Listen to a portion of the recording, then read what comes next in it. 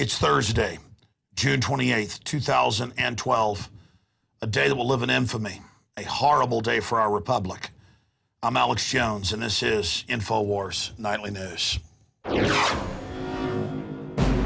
Tonight, the Supreme Court betrays the Republic and upholds Obamacare. Then, the mainstream media blacks out shocking revelations of a possible false flag event during the London Olympics. Plus, Joel Gilbert, the writer and director of Dreams of My Real Father, talks with Alex Jones about the controversial book and documentary film exposing Obama's true origin and hidden past. Also, why we don't need vaccines with Dr. Joe Wallach. That's up next on the Infowars Nightly News.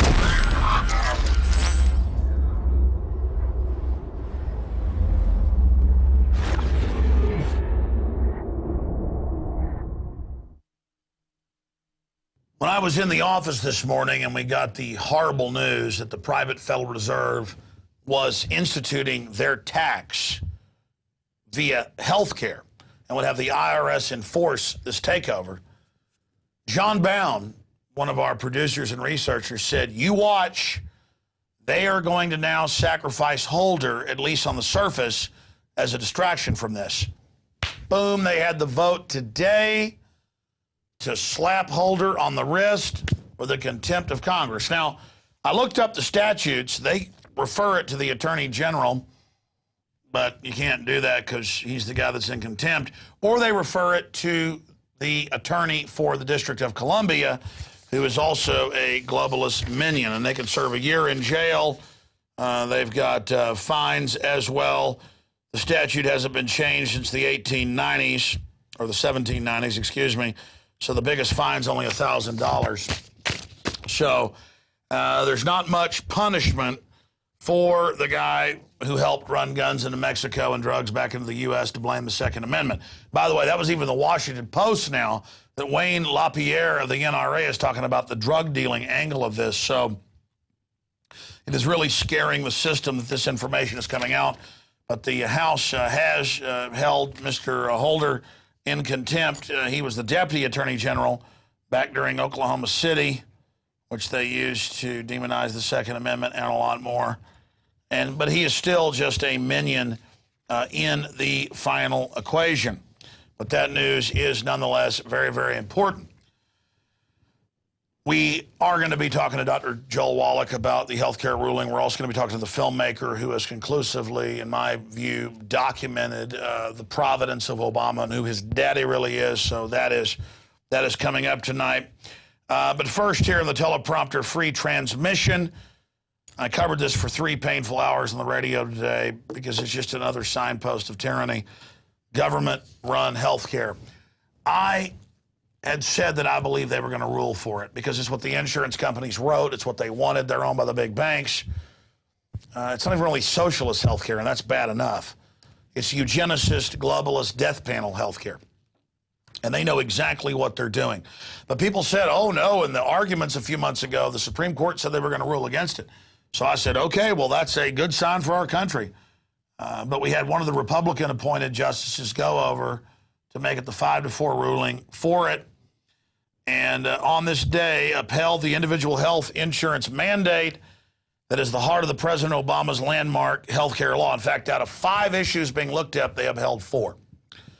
And again, it was in the Wall Street Journal. They had the head of the healthcare and insurance banker consortium in there. I remember last year they were saying, oh, yeah, we wrote this. We think it's great.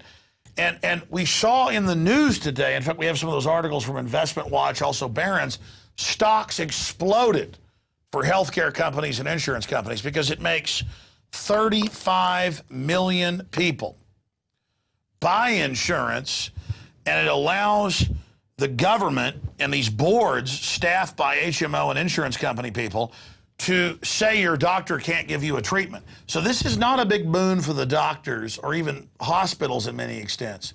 It is the insurance companies who make you buy their product, already up by 25%. They're talking about 50% increase in the next 2 years. Make you buy their product, but wait, it gets worse. It gets a lot worse. The IRS, as was in the bill, has already hired 7,500 extra people. They're going to hire another 10,000. And I'm already getting calls, and we're vetting this. They're already, months ago, because they knew where the ruling was going, taking money out of people's accounts who don't have insurance. The IRS is, out of your bank accounts, digitally. They already have this capability to quote, go towards Medicaid and Medicare because they say you're not buying it. And Rubio talked about this a long time ago, but now it is actually happening. The Supreme Court upholds Obama's health care law. And now, since health care is socialized, oh, well, the government's going to control what you eat. I mean, they're saying this because, after all, you're costing us all money now.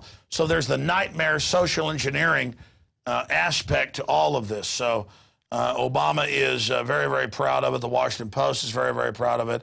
It's all a giant joke to them that they've rammed this through. And you've got all these useful idiots, the same folks that said, oh, praise God, Obama's been elected. I'm going to get a free car, free house. You didn't get jack squat, but a globalist engineered Agenda 21 depression. Rubio argued that millions of Americans will face being out of compliance with the IRS for not having health insurance coverage. Well, he didn't argue that. I love how they make it partisan. It's in the legislation that the IRS is going to come after you, and it's already happening. Okay, let's continue here. Obamacare, it's about enriching banksters and Wall Street. And Kurt Nimmo at Infowars.com goes through all of the admissions by the lobbyist, all of them. He has links to it where they admit they would make giant profits off of this. And this is Kurt Nimmo back in 2010. 2 years ago, broke down what it would do with all the links as the fat cats bragged. And again, it's already gone up 25% since the law was put in, not even implemented. They're talking about 50% increase. Oh, and by the way, pull up the Associated Press, guys. It doesn't cover pre-existing conditions for children. But I saw Obama in his press conference saying that today. Total screw job. Lets the insurance companies cut back on the care, set up death panels to ration care, and make you buy it. Have you researched the unbelievable garbage going on with the national healthcare system, NHS in England and other places? Paul Watson, thank God, could go to an herbalist and get healed. 1 month, couldn't get to see a doctor. When he finally got in, massive taxes in England. He pays for this. They gave him a packet of aspirins and stuff and said, go home. Still couldn't get well. Couldn't go see a private doctor. You got to get bureaucrat permission for that. Was able to get well on herbs and things. This is what we're talking about, folks. Tom Daschle, who helped write it with Mitt Romney, said, you're 65, you don't get eye surgery. Yeah, there's National Review running the Associated Press, if you scroll down, via AP. Obamacare does not cover pre-existing conditions in children. Here's the Natural News article, also posted at Infowars.com. 10 years of Obamacare would cost $1.76 trillion for more than originally claimed. So there's also, it's meant to bankrupt us. That's the plan. Okay, shifting gears now into the staged terror of 7/7 and 9/11. We have a report here. Whistleblower reveals plan to evacuate London during Olympics. 200,000 casket linings on standby, says undercover journalist who infiltrated security team. And I've talked to Tony Gosling at Bilderberg.org, great investigative journalist. I've talked to others. This guy is a well-known investigative journalist in England. He's produced TV shows nationally. We're not going to obviously say who he is. He went in, and they didn't even want him to pass a test. The dumber, the better. He put him in, and they're massing foreign troops. They're saying this big event is coming right when it ends. Then I thought about how the Munich games in one day in September, they have Michael Douglas voicing it, and it's Academy Award winning. I saw it when it came out in the late 90s. German intelligence staged the terror attacks and hired the Muslims and had front men who thought they were actually fighting for Islam or whatever as the front people, and they staged hijackings. And I mean, this is like at the end of the main film, One Day in September. In fact, pull that up so folks can see that. I saw it over at the Arbor Cinema when it came out. I didn't even know about False Flag. I was just getting politically, awakened things. In fact, I said 99. I think it was came out like 97. I don't remember. Point is, I was just 99. Okay, I was right. Original memory was correct. Again, we use the computers to check my electrochemical system, but to make sure it's accurate, but I was accurate, 99. And I'm looking at this, and at the end of the movie, oh God, Muslims are horrible. By the way, the government staged it. We got to pull clips of this sometimes. I mean, look at it. Out of 10 stars, it's got 7.9. That's rare to get 7.9. I mean, it's a very well done documentary, but they spent like a minute at the end of it to admit the whole thing was staged. So this fits in, folks. Whistleblower reveals plans to evacuate London during Olympics. 200,000 casket linings on standby, says undercover journalist who infiltrated security team. And he tried to bring this before he brought it to us. He's got it on one radio show, Tony Gosling's in England, that's on mainline broadcast radio. He tried to bring it to the mainstream dominant press. They said, we already know about this. We've been told there is a blackout. And that's the new article out on today. Here are 4 clips from the live radio interview we did today on my syndicated radio show that airs 12 to 3 p.m. Eastern at Infowars.com. Here it is. Well, I was approached in one of my classes and by a student, and he offered to sell me marijuana in the classroom. This is a student training to be an Olympic security officer.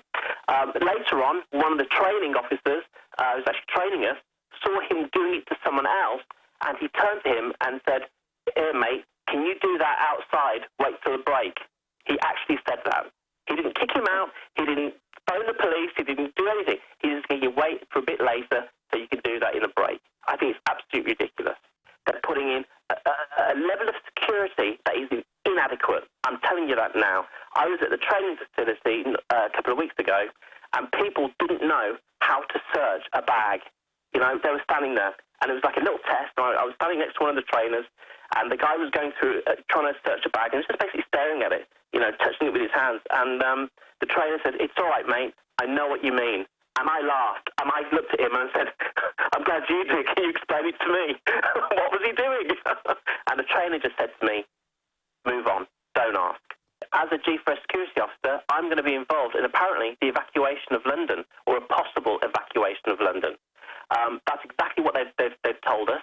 They actually spent quite a lot of time talking about the evacuation of London and this defining moment in the history of London, more so really than they told us about how to search someone and actually the mechanics of, you know, being a security officer. They were very keen on getting this information into us, that after the Olympics we would be involved in something. Now, they weren't going to say what it was, obviously, because you're going to need to know, but we were going to be involved in this evacuation of London. And a friend of mine said to me, says, "Well, how would you evacuate London?" All right, let me stop you because, again, this is so bombshell. It's not that they're just planning for a contingency. They're saying this is going to happen. They're saying that we, as security officers, are going to be involved in the evacuation of London. That's what I've got. That's my quote. That's what's written down. It's not a possible evacuation. I've said that. I said, well, maybe it's a possible evacuation because this sounds crazy. But actually, they're talking about, they said, you are going to be involved in the evacuation of London and you will be dealing with members of the public. If you live in Greenwich or in southeast London near Woolwich Barracks, you will hear Chinook helicopters going backwards and forwards all night long, and that's them busing in these troops. And a British Army major, who's a doctor there, told me that he's got to look after 100,000 troops as they come through Woolwich Barracks, and then they moved on to other barracks in and around London. And he said he's seeing a lot of Americans, and he's seeing a lot of Germans, and a lot of other nationalities. And I said, what are these UN troops? And he said, yeah, I think so. And they use all these events to acclimate us to martial law. They've had NLE 09, all these other events. They use NATO, G20. They bring in the foreigners to do this. It's all part of just conditioning the security services that all of this is normal. And media whitewashes Olympic security scandal. They admit there's a scandal, but don't talk about the whistleblower. This guy was involved in exposing Steak Knife and other code-named leaders of staged terror attacks in England. So very, very, very powerful report. Okay, shifting gears out of that, TSA's new celebrity-free pass, Jeff Lewis versus Beyonce. House panel to TSA stop patting down the Beyonce, being sarcastic. She's not going to blow up a plane. So now they're saying they won't pat down the Congress people and the trendy Wendy's. They're just going to grab your 5-year-old's genitals. Train them to Jerry Sandusky. They ought to name all the airports. Jerry Sandusky of Austin, Jerry Sandusky of New York, Jerry Sandusky of Los Angeles. And they can all, the TSA can all wear a rubber mask of Jerry Sandusky. So we've got that reports. There's certain people that are well known. You just have to use common sense, because if you start patting them down, people are going to say, they're patting down, you know, Mr. Trendy. She's not going to blow up a plane, explains Rogers. The whole point is we're all slaves. That's the political correctness. We don't pat down the Muslims. We leave them alone and gang rape you. But we run real Al-Qaeda when they attack Libya and Syria. So, but never mind that. Okay, J.P. Morgan trading losses may reach $9 billion. How about quadrillion? J.P. Morgan created this fraud on purpose. Jamie Dimon, it's not $2 billion, it's $9 billion. On and on and on. In April, the bank generated an internal report that showed the losses, assuming worst-case conditions, would reach $8 billion to $9 billion, according to a person who reviewed the report. Doesn't matter, they'll just get our tax money. But if the IRS claims you didn't buy proper health insurance, they'll give you penalties and interest and take your house, because they care about your children's health care, which they're not made to give you under the plan written by bankers that own the insurance companies, pieces of crap like Jamie Dimon. But hey, don't let the facts get in your way. I had a Democrat call in today, and he said, I don't believe insurance companies wrote it. And I said, they admit they did. Let me give you proof. No, I just don't believe it. Doesn't matter. They're making all these big, giant profits. You know, everything's fine. Well, we have a clip. What do we have a clip of? Oh, Howard Dean saying it. Here. This is why Howard Dean got shunted off. Here's Howard Dean a couple years ago telling you, P-Brain. Here it is. But I think people really wanted to see more change. They voted for real change, and a lot of Republicans voted for real change, too. We haven't delivered it. The health care bill, you know, a lot of people sitting around with special interests making deals. The Senate bill is essentially written by the insurance companies.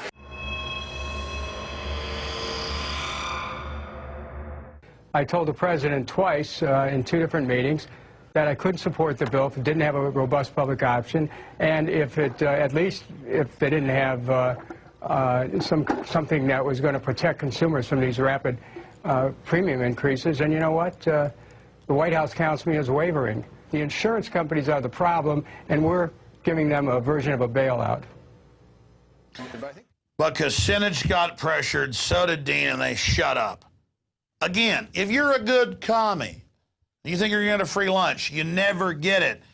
Big monopoly capitalists want socialism and communism, but only at one level, to steal it for themselves. They wrote it. They invented it. And just because you're emotionally attached to this, admit you've been conned. Admit you've been conned.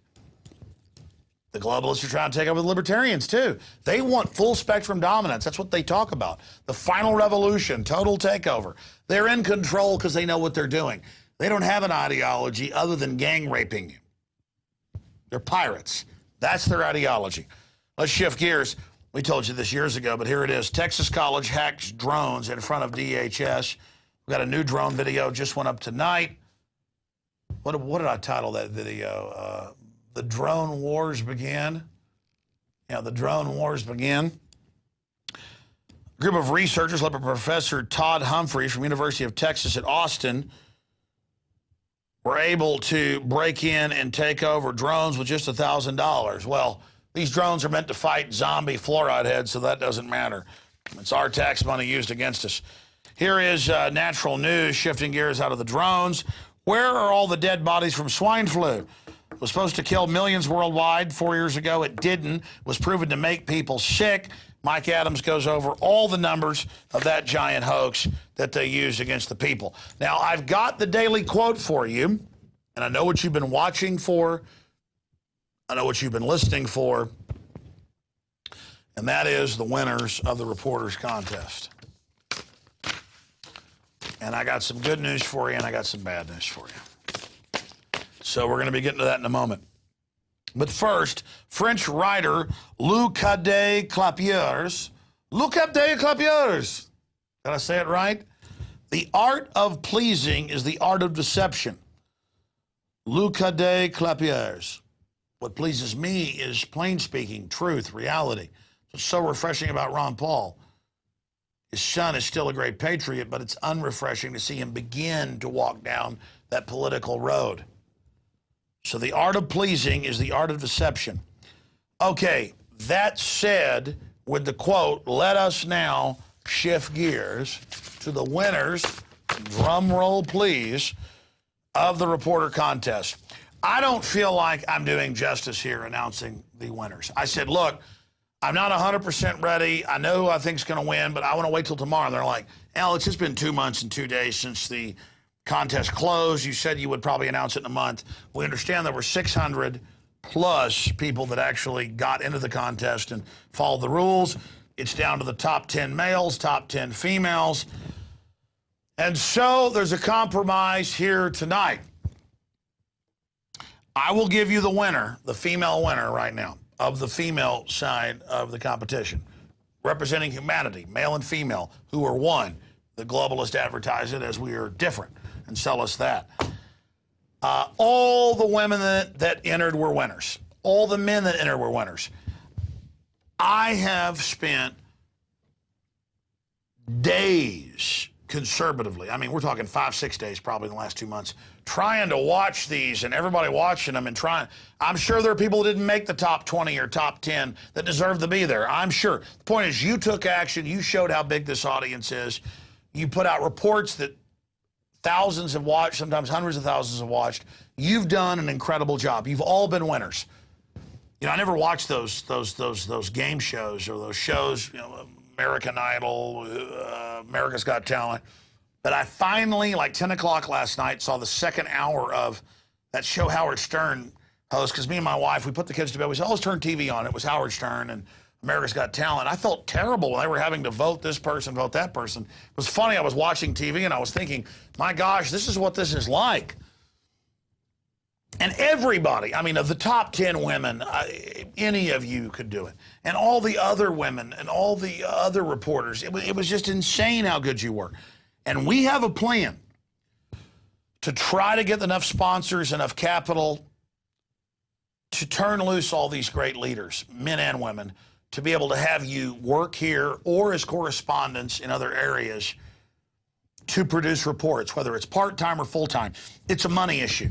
I want to hire like 4 of the women and 4 of the men. I want to bring them here. I want to put them in the seat and send them out and put them on airplanes and fly them all over the world. I mean, I don't have the money. Donate to us. Buy the books, the videos. I mean, I spend half my time going, buy this video so I make $10 so I can try to fill the gas tank up here with the 30-something people I got.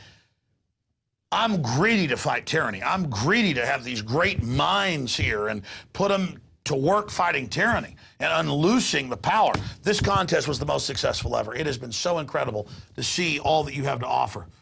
And here we are, like 5 minutes till live airtime. We're still taping the live show. I'll have to like loop back in and do part of the show like last night or 2 nights ago. Everybody won in different ways. And again, I had no idea we'd get 1,000 entries, 600 that followed the rules plus. It's like 640 something. This has basically, we've had to do whole weeks of rebroadcast because of this. So it's not perfect. You know, we've got people like Jennifer Collins, Melissa Melton, Linda West. We had impromptu, non-scientific votes. Linda West won. But the final equation, it's about following the basics of it being a news report. And you all did a great job. And I want to talk to you all with our tiny skeleton crew who's busy doing news. So we don't even have a division that hires. And then it's like consulting. How do you know who to hire? But we want to offer you all a job. Okay, I'm going to mention these top 3 women. And I want to tell you all, we want to talk to you, try to talk about our budget, try to hire you, try to get you here. Or if not, have you as a correspondent. Let's be clear. It's hard, but I got to tell you, because of her humor. I mean, you know, you've got poise, intelligence, beauty, smoky voice, Linda West. She'd be everybody's winner. But when it comes to doing news and the humor, all of it, Jennifer Collins is the winner. So there you go. You're the winner. You're the winner. Melissa Melton, great report, great focus, great intellect, everything. I mean, Linda West, I kind of let about 15 employees vote. I mean, Linda West probably would have been my final absolute pick, but in a way, we need people that can just produce and do it all like she did. We'll see what happens. Hey, just because you win $5,000 doesn't mean you actually get hired to work here. So everybody's a winner. All the top 10, all the hundreds of women that entered. I never felt, I never imagined it would feel so bad here doing this right now when it should feel so good. All of you won by entering.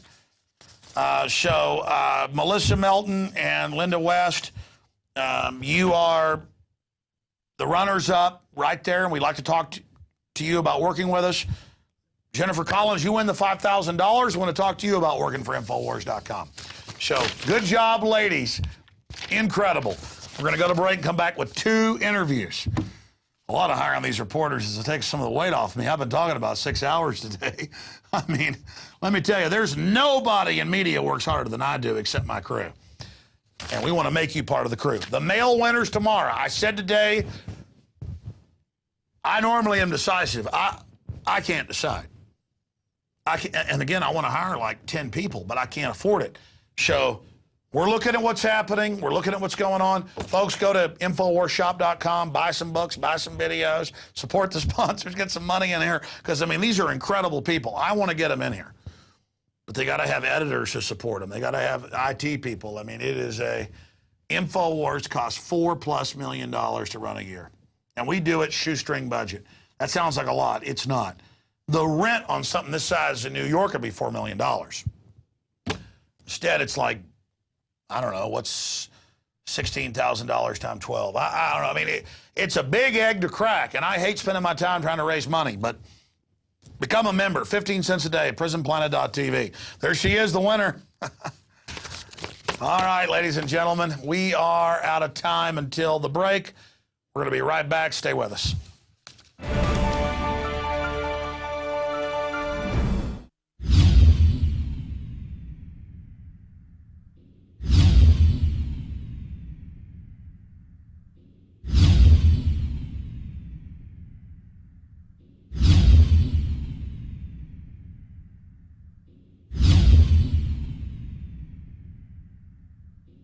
Sick of the globalists, eugenicists, control freaks adding poison to your water and laughing as you get sick and die? Start purifying your water with ProPure. My friends, I've done a lot of research, and the best gravity filter out there, bar none, is ProPure, and it's available discounted at Infowars.com. Its filters are silver impregnated to prevent bacterial growth. There's no priming required. It's NSF 42 certified. Optional fluoride filters can reduce fluoride up to 95%. Easy to set up and use. Doesn't require electricity. Purify water from lakes, streams, ponds, and wells. This filter system leaves in beneficial minerals, which is key. Save money by not buying bottled water and avoid BPA that leaches from the plastic. ProPure is the best gravity-fed filter out there. It's what my family uses. Infowars.com already has the lowest price on ProPure. But if you add the promo code WATER at checkout, you get an additional 10% off at Infowars.com. You can also call to order 888-253-3139.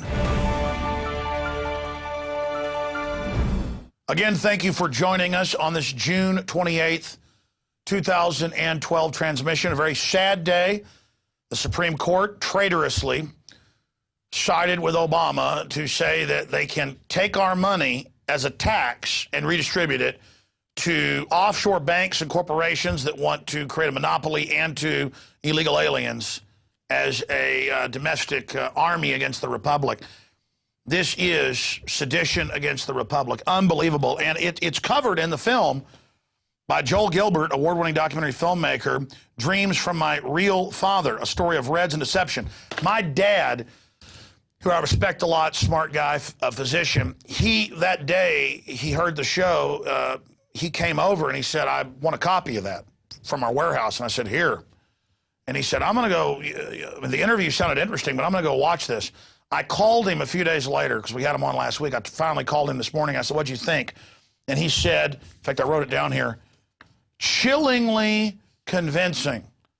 And my dad said it was horrifying to know how this guy has been manufactured. And my father follows the news, like many people, and he's noticed it's coming out that his dad wasn't tortured, the fake one in Kenya, by the British. They now admit that's a fraud, and his name really was Barry Soetoro, and he really was in a mosque. He really did give up his citizenship in Indonesia. But that it was all another cover story, that the State Department had thrown out his Kenyan dad, said that he wasn't his dad, looks nothing like him. And then you look at all the new information that it turns out a couple of other investigative journalists pointed out years ago. Our guest, Joel Gilbert, discovered it on his own research, but that happens a lot with great findings, is that separate researchers come to the same point. And you see this film, Dreams from My Real Father, and we're going to get an update right now, and it is just unbelievable that this guy is an admitted pornographer. His father, the evidence is overwhelming, Frank Marshall Davis, an admitted communist, that Obama quotes his speeches word for word in his writings, that Obama's grandfather, and this is in the book Obama wrote, would go and visit weekly with this guy when his mother was out of the country, and that there was some weird unspoken thing between his grandfather and him. Well, yeah, it's his daddy. And he talks about him 20-something times in his book, and it goes on and on. And then his mother, clearly his mother in these porno photos with Mr. Davis coming out in his collection, and then there's Davis on the couch that she's on in the porno photos. It's mind-blowing. It goes on and on from there. But I want to talk about the fact that this film's starting to get attention despite corporate media blackout. By the way, it's available at InfoWarsShop.com. We have it if you want it, and you get a free Citizen Rulebook with it, and it supports our work, but also his work. InfoWarsShop.com. But I'm telling you, that's why I get so excited about this. This is coffin nails to these people. This is dynamite information. Talks like him, looks like him, hung out with him. The other guy's not his dad. State Department said that. Obama's got dead people's Social Security numbers. I'm going to shut up now. The point is they're sealing his records for a reason. The Kenya thing is a cover story. Incredible. Joel Gilbert, thank you so much for joining us today. There's a reason they never give us the real birth certificate. You've got the floor. Recap your discovery, where all this has gone, the response you're seeing here today with your remarkable film. Thank you, Alex. Great to be back with you. Let me start by showing you a couple of things, and that in light of the healthcare ruling today, I want to show you this article. This was written by Frank Marshall Davis, Obama's real father. There he is. And he wrote this article in the Honolulu Record, Socialized Medicine Preferred. He also wrote an article for them called How to Become a Communist. And Obama bamboozled gullible middle-class America with a laughable illusion that he was the son of a Kenyan goat herder who stood above politics so he could bring people together. He sold himself as the multicultural ideal. So Barack Obama was perceived as a nice man with an inspiring family story. This film proves that Obama intentionally hid a deeply disturbing family background and a Marxist political foundation in order to get elected. The national health care for socialists and communists is simply a socialist tool to eliminate the upper and middle classes by transferring wealth. That's why poor quality, long waits, and higher taxes don't matter to them. They want to give away the middle class's health care to the poor and illegals. They want to tax and regulate middle class employers out of business, and they get to the point where the middle class retirement will evaporate into a bankrupt socialist state. And we'll just have one lower class of an impoverished society with the political elites that control the wealth. And Obama is planning that by the end of his next term, America will be irreversibly socialist without ever realizing how it happened. In the book, Dreams from My Father, that Obama wrote, has been discredited at every turn.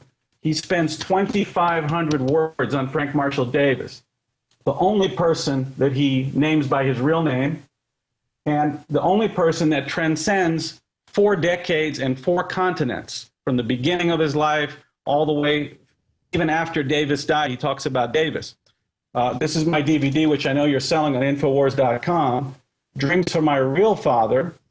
This illustrates Obama's entire life in socialism It explains how he arrived at Occidental College at age 18 as a committed revolutionary Marxist, and how Davis indoctrinated him during his formative years after his mother brought him back from Indonesia.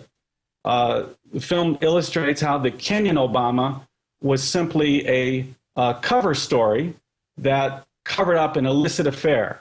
And we've discovered, as you've mentioned, 30 photos that Frank Marshall Davis took of Obama's mother, Ann Dunham, that shows that there was an intimate relationship. And by the way, it's admitted. He later came out and admitted he was a secret pornographer publishing under pseudonyms, did these Betty Page deals. These are his. It's a dead ringer for Obama's mother with this other woman on his couch that he does in all these interviews that you have film of and photos. I mean, it's just, you've got him. I'm sorry. It's just unbelievable. Well, not only that, because I did so much investigation, I've got continuing information still coming out as breaking news.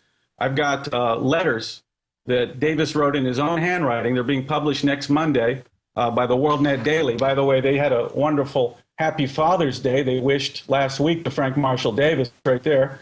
Who's doing that, Corsi or Farah? Because I want to get both of them on with you. Corsi will be writing about these letters where Davis writes in his own handwriting. He says that he was the author of Sex Rebel Black, that it was all true. It was an autobiography.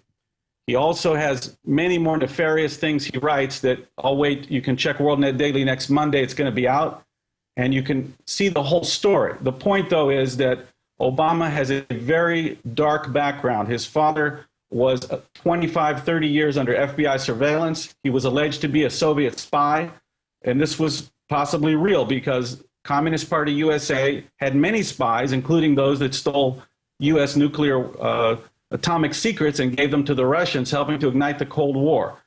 Davis was a propagandist and an ideologue. And in today's ruling, really every day, anything Obama says or does, you can see his infatuation with this failed ideology. Socialism failed in Russia. It failed in Europe. It's failing all over the world. But they don't think that maybe there's something wrong with the system. They think it's the wrong person. The right person has to implement this deadly Marxist agenda and eliminate all the upper and middle classes. This film shows his entire life in socialism, and I urge everyone to go to Infowars.com and please buy a copy of the DVD. Very well said. There's a lot of other facets to this that we didn't cover because I've since watched the film a second time. Okay. I mean, really, people need to get a copy at InfoWarsShop.com, but more importantly, just walk through what they're going to see. Give people a boil down of the film and why it's so important. Well, it's going to start by showing Obama's early family history. And you can just take a checklist of everything in Obama's book and everything in my film. You can start with his early family history, and it's obvious from the facts, from the proven facts, that Obama's story that his father went to Harvard when he was 2 years old and it broke up the family is false. There never was an Obama family, ever. There's no evidence his parents even met in the 60s. So my film shows an intimate relationship between Davis and Dunham, and then a lifelong nurturing of Obama by Davis throughout his teenage years. Then Obama arrives at Occidental College, goes to all the Marxist meetings with the Marxist professors. He goes to New York City, just like in his book, but he has all benevolent things going on. We show the reality. He attended socialist scholars conferences. Only committed Marxists went to these conferences. I believe we have evidence he was involved in something called the May 19 Communist Organization, which was an above-ground front group for the old Weather Underground. We've got him involved in that, whereas he doesn't even say where he was or what he did during those years at Columbia. It's like a missing time. He says he was in the library, but we think otherwise. He goes to Chicago, and we've given evidence it was with the help of Bill Ayers' father, Thomas Ayers, that got him a grant, and Obama follows in his real father's footsteps in reverse. Davis went from Chicago to Hawaii to organize. He was sent by the Communist Party to help orchestrate a takeover of the island on the orders of the Kremlin through Communist Party USA, because they wanted to get rid of U.S. forces in Hawaii, which were an obstacle to Soviet expansion in Asia. So Obama follows in his father's footsteps in reverse. He goes from Hawaii to Chicago to organize, And he's got his network, his father's network there, the Jarrett family, Valerie Jarrett's father, Vernon Jarrett, Bill Ayers' father. That's why all these incredible elitist terrorist weathermen bring him in like a prince. I mean, the entire time. But again, then you've got the CIA connections in the family. Some researchers think that they were like deep cover infiltrating the communists, but then you've got the pornographers and all this. Bottom line, Obama is totally blackmailed by this information. There's no question. I think it's very dangerous when the President of the United States has such secrets. He can easily be blackmailed. People don't talk about it much, but I've talked to people in the intelligence community who all agree that it was too much of a coincidence that Bill Clinton's talking to Monica Lewinsky on a cell phone, and all of a sudden China got most favored nation status when the Chinese embassy has the ability to pick up phone calls all over the city. So anything could happen when this secret, if I can figure it out, don't think that Putin hasn't figured it out. There was that call we talked about, that discussion last time when Obama leaned over to Medvedev and said, I'll be more flexible after the election.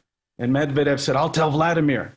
Now that make your skin crawl if you know what you know after you see this DVD. So you'll see Obama rise through Acorn. I call him Acorn's front man in Chicagoland. That's who Obama was. He helped lay the foundation for the subprime mortgage crisis when he represented Acorn suing Citibank. He sued for the motor voter law, which the 9/11 hijackers got to vote under and got all their ID. It shows his history with Bill Ayers on these foundations, funneling the foundation money back to Jeremiah Wright and back to Ayers.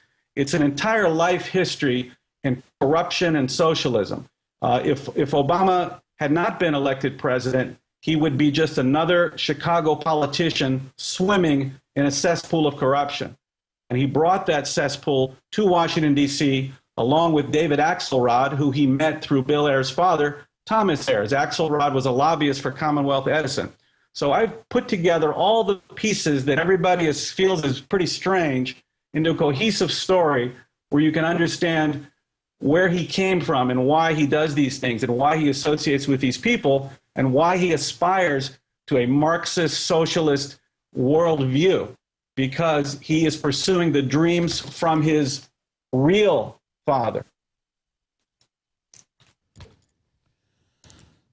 If you were talking to the American people, say on Nightline right now, to 5, 6, 7 million people, I mean, here you're talking to over 1 million in the aggregate, that if you were talking to just Joe Schmo, or let's say you were given 5 minutes on Jay Leno's show, or let's say you were given 10 minutes at the Super Bowl, what would you impart to them about this? Because they're going to say, hey, communism's dead. It's, sure, China's communist, and sure, they're putting the Red Stars back on the tanks in Russia, and sure, we've got socialist health care, and sure, Obama hangs out with the weatherman, and sure, again, people, hear this stuff about communists. The media told them this doesn't exist anymore.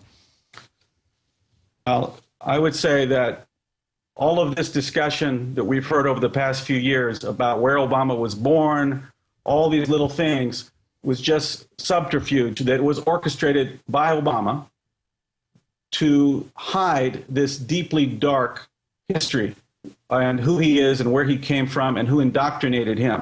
And he was indoctrinated by Frank Marshall Davis, a committed, lifelong communist and Marxist. All you have to do to understand Obama is to ask first the question, instead of where's the birth certificate, the question is who's the real father?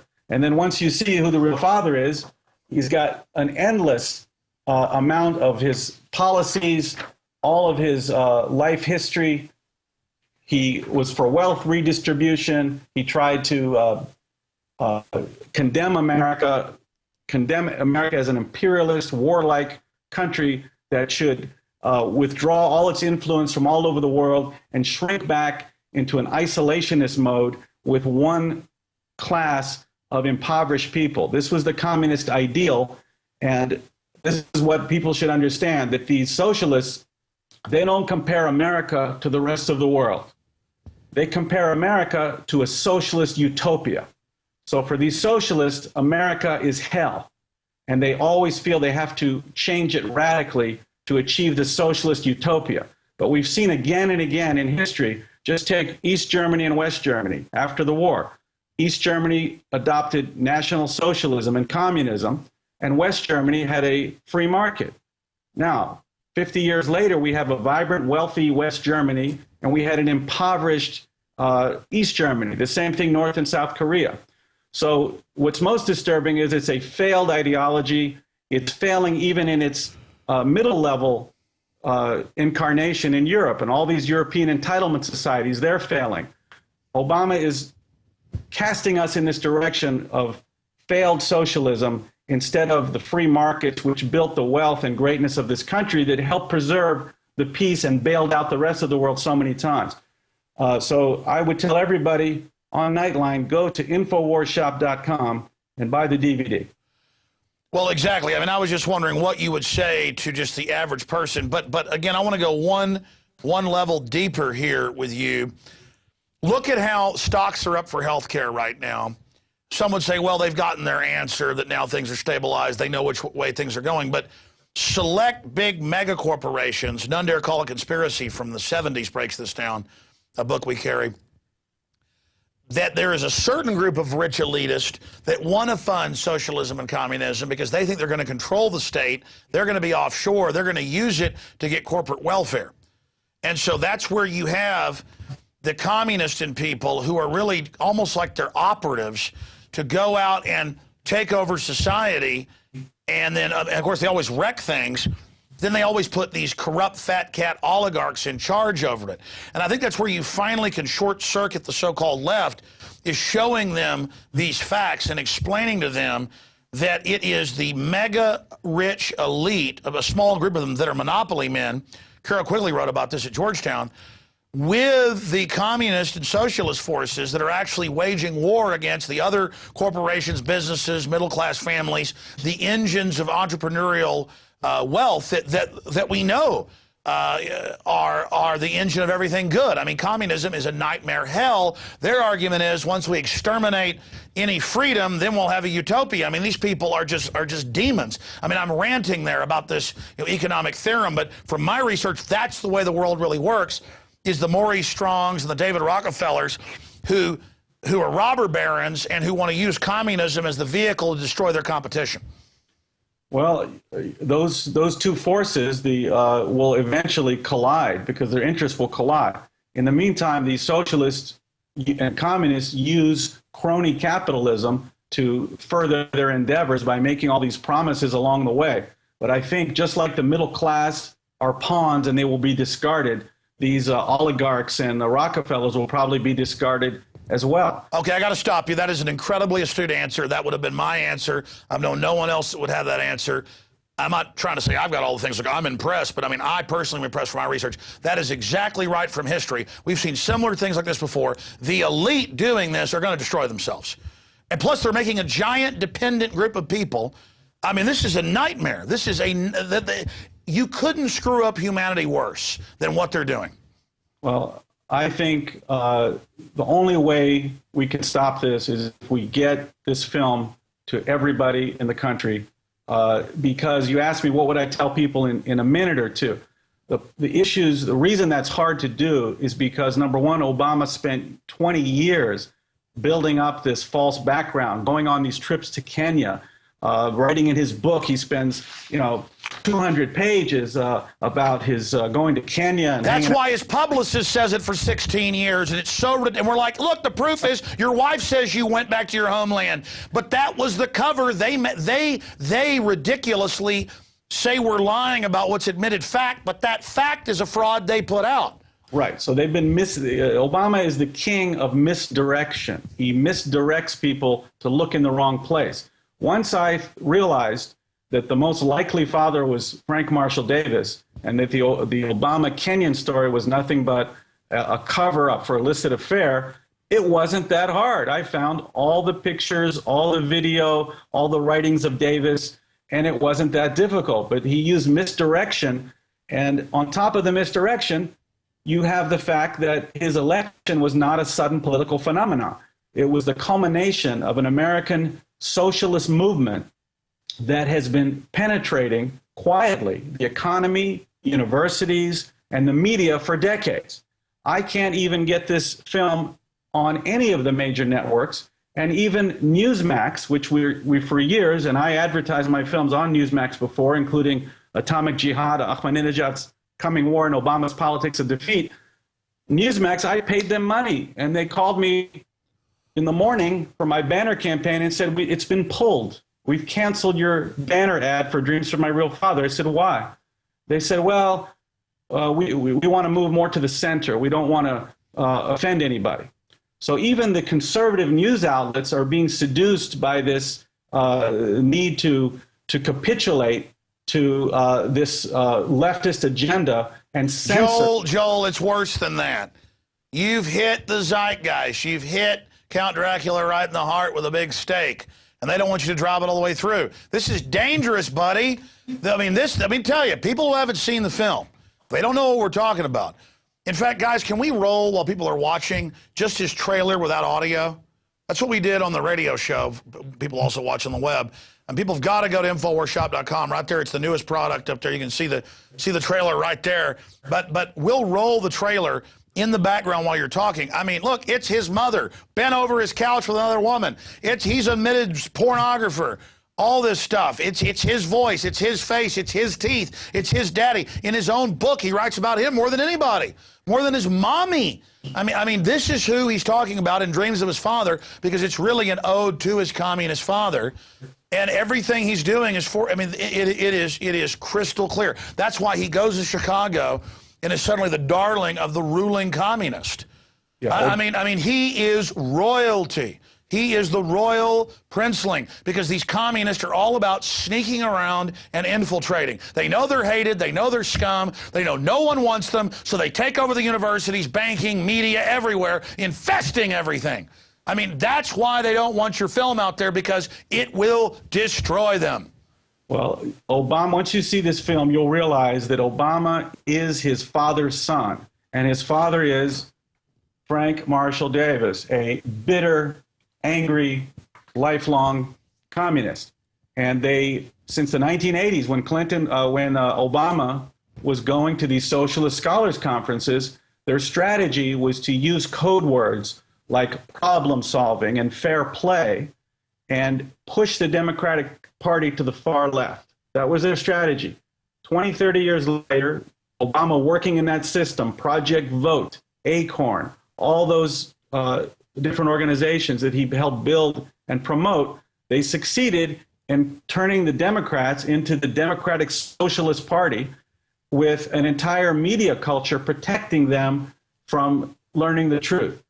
This film puts the truth all together, I believe, in the common sense of America, especially middle America.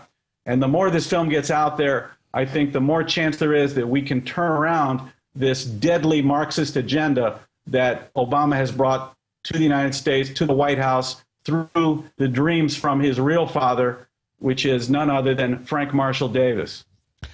Listen, the film is $14.95 at Infowars.com. You can get it with the free Citizen Rulebook, InfoWarsShop.com. They can also get it from other great places out there like your website. We'll give that out in a moment. But all of that aside, I have put out films like The Obama Deception, seen more than 40 million times online. I have put out other films. I have reached, in the last 3 years conservatively, 600 million people on YouTube alone. I mean, I can go through all the pages, all the sites. One of my 8 YouTube sites has, 220 million views. I'm going to tell you right now, obviously, at the price you've got it, the deal you gave us, so we can be competitive with it, you're not in this for money. But I understand there's the strategy of, hey, we invested a lot, we flew all over the place, did this, we got to get our money back. I would tell you now, though, with the media ignoring you before they put the kill switch in and everything, I would suggest, I'll say this live on air right now, we can talk about it when you get off air, but I'm going to say it in front of God and everybody else, that you may be Dr. Corsi yourself, whoever, I don't care if you did it with WorldNet Daily by yourself, whatever, I just know how to launch this.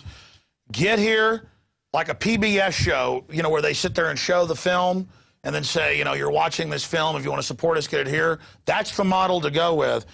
Do a production where you stop throughout it, say, get the DVD. Because I never did this on purpose. I discovered this just because I wanted to get the word out. And so I put my films out for free, and then that's what made them big anyways, and ended up selling more. And I was like, wow, I did the right thing, and it actually lets me fund building this whole operation. Well, I'm telling you, I'm consulting live here on air. Okay. I would put a date out. In fact, it'll scare them so bad they'll come after you probably. I'd say, because you don't want to wait, I'd say 2 weeks from now, you're going to present the film and new findings, put it on a big YouTube channel. I mean, I've got not just mine, but I've got a couple others that are, big. They don't even have my name on it. I don't even care about my name being on it. And then have the announcement throughout the film. If you support this info, call here and, get the DVD.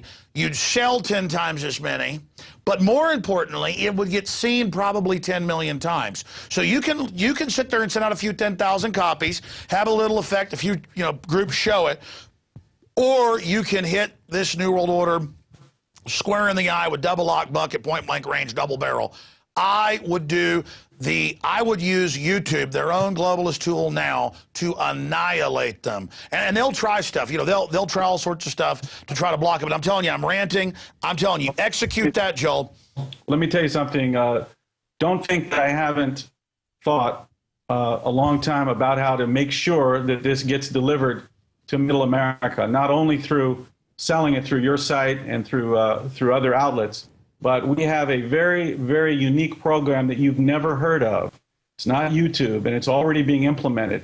And we're going to announce it probably on your show in about a week from now. And it will blow you away, and it will blow away the media blockout on this film and force them to cover it. It's not film screenings, and it's not YouTube, but I'm going to announce it on this show. Wait a minute. Let me guess. You're going to put these in newspapers free.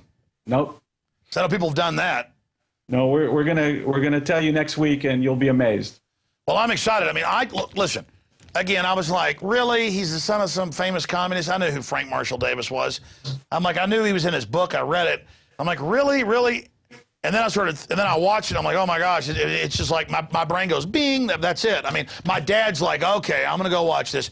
He's like, oh my God, this is conclusive. I mean, you watch this, and then he's being blackmailed. People are like, well, so what if his dad's a commie? The point is, he's totally compromised. Right. He's what we call a red diaper baby. A red diaper baby is the child of a Communist Party USA member. Red doper diaper baby. That's right. I've heard that from you. The red doper diaper babies are the guys that were the head of the Weather Underground, Jeff Jones, Catherine Boudin, all these people that were nuts, ended up in jail with weapons charges. Even David Axelrod is a red diaper. Okay, your Skype cut out right there. Start over with Axelrod. Okay. David Axelrod is a red diaper baby. His mother was a communist journalist, just like Obama, and she wrote for PM newspaper in New York City. So we have in the White House a red diaper baby, the child of a Communist Party USA member. Obama's biological father was Davis. That means he lied and bamboozled the country, and that he's a forger of documents as well as a liar. He was indoctrinated by Davis in his formative years. So his ideological father, biology is dangerous enough given the red diaper DNA, but that's his ideological father. Davis indoctrinated him with an anti-white worldview. Obama writes about it in his own book. I'd encourage people, after they watch Dreams from My Real Father, if you go back and read Dreams from My Father, Obama drops a tremendous number of breadcrumbs. He talks about going to Frank Marshall Davis's house with his grandfather, and he says there was some unspoken contract between the two of them. He talks about Davis in glowing terms. He talks about how he doesn't want to tell people that his mother is white. He's an admirer of Malcolm X.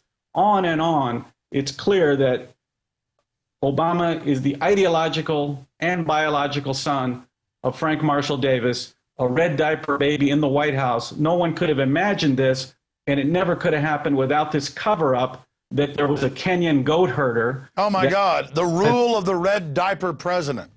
That's what's going on. Oh, my God. Well, look, I look forward to getting you back on the radio with these updates next week. Just stay in touch. The film is Bombshell. Joel Gilbert's Dreams of My Real Father, available at InfoWarsShop.com. And it's also on your site. Give folks that. Yeah, you can see the trailer, read all the press. DVD is there as well. It's ObamasRealFather.com. All right. Well, Joel Gilbert, thank you so much for spending time with us. We're going to go to break and come back with our next interview with Dr. Joel Wallach, talking about the socialist, globalist healthcare takeover. My God, this is a bad day. But truth striking back, folks. This is not a game. We're not just fighting against some out-of-control people that are, mean well, but are idiots. These are dangerous people. Do you agree with that? Absolutely. All right. Once you see my film, you'll agree with Alex's dad that it's literally a horror movie. What's happening with the socialists in power? Let me tell you, he was blown away. All right, we'll talk to you next week. Thank you, sir. Thank you. All right, there goes Joel Gilbert. We're going to go to break and come back with Dr. Joel Wallach right after this quick break. So stay with us. I'm Alex Jones. Get the film at InfoWarsShop.com. Thank you. We'll be right back.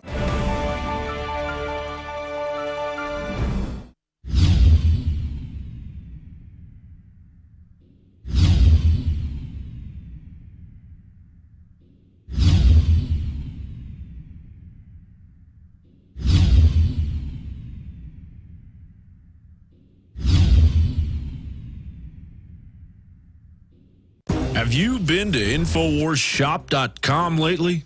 Express your inner patriot with these brand new InfoWars t-shirts. Say it loud with the InfoWars Bullhorn shirt, or educate the sheeple with the Bill of Rights shirt.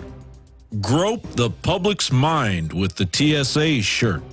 And with this shirt, you can let the dark side know of the Rebel Alliance's power. All available at InfoWarsShop.com.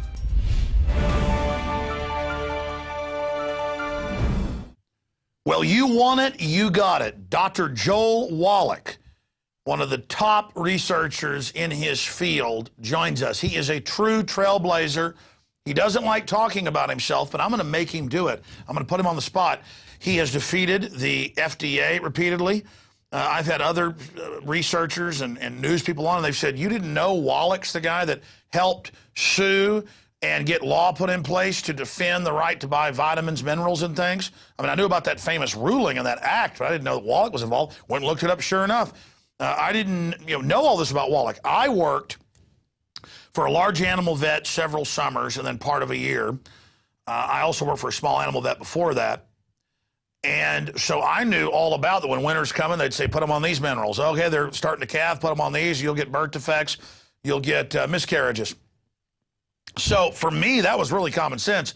But he is a veterinarian. He's also a doctor for humans as well. And I already went over his bio on the radio today. But I wanted to get him back on and talk about the victories he's had, because we talk about victories with this big government takeover of healthcare defeat. And also then how he made the discovery and accelerated the knowledge that was there on minerals, about what plants need a couple, we need 60, and then what the 90 for life is, why you need those trace elements that some would say are poisonous, and how they have to be properly delivered. We're going to go over all that with him today and talk about his plan that he's written about for years to defeat the socialist healthcare if they got it in place. In fact, a few times ago I had him on, he said, I think they're going to rule in favor of it. We need to talk about defeating it, but I moved on. So we're going to talk about all those subjects. By the way, when you look at him, and if you see him in videos on stage, it's even more pronounced. He looks like somebody who's healthy, who's 60, 65, maybe tops. Dr. Wallach is 73 years old. And there he is on screen, and he is a truthaholic like I am, travels all over the country and the world, Australia, you name it, exposing what's happening. And we've got to get healthy. I'm just starting my journey and had dramatic effects with longevity and InfoWarsTeam.com last year. Aaron Dykes has lost 92 pounds, as you know. I've been so busy I haven't even produced pieces showing that yet. But you've seen Aaron on the show. You've seen him host the show. 92 pounds. Now he's in the building muscle phase. It's incredible. But I'm ranting. Enough of my endorsement. The reason we're talking about this is not just because it helps fund our news organization and the other liberty projects we're involved in, what we do with InfoWarsTeam.com, but it's also about a revolution against these tyrants and trying to get as healthy as we can so that they just can't sit there and poison us and then use all these deficiencies to control us and make us weak and sell us treatments, not cures, but treatments for things that they've helped engineer and cause. And it's also a business opportunity for info warriors out there who who are already in sales or already have news websites, who are already involved in other things, you can become a distributor with Infowars and work with our team. The phone number's there. You can also pay $10 and kind of like Costco signing up to get discounts. We've got a free shipping deal there when you qualify with AutoShip at InfoWarsTeam.com. But I'm done ranting. That's not why Dr. Wallach is here today. But every time I get him on about something, I start saying, by the way, we've got a big part of the solution here. Beyond Tangy Tangerine, Pollen Burst, Rebound. We've also, in fact, I just called Dues. I forgot to bring these in here. Dues got what's part of the Alex Packs, what they call it. Beyond Tangy Tangerine and the Longevity, Osteo FX, and some of the other products are absolutely essential. But enough of that. Dr. Wallach, tell us about your victories, your awakening, what you've done. And then I want you to get into what this big healthcare ruling means and what we're facing with this medical mafia run by the big insurance companies. Well, thank you so much for all the kind words, Alex. And again, kind of following up on our show earlier today, the Flexner Report back in 1914 set all this in motion. This is when the government began to take over medical care. This is where the big corporations like the Rockefellers actually took over medical care. They started funding all the big universities that were using the pharmaceuticals that were made from petroleum, and they didn't do anything directly to the herbal medical schools or the homeopathic medical schools. They just didn't fund them. And students, being students, they went to the schools that had all the money and all the cute gizmos and were getting grants and so forth. And so these other schools kind of dried up.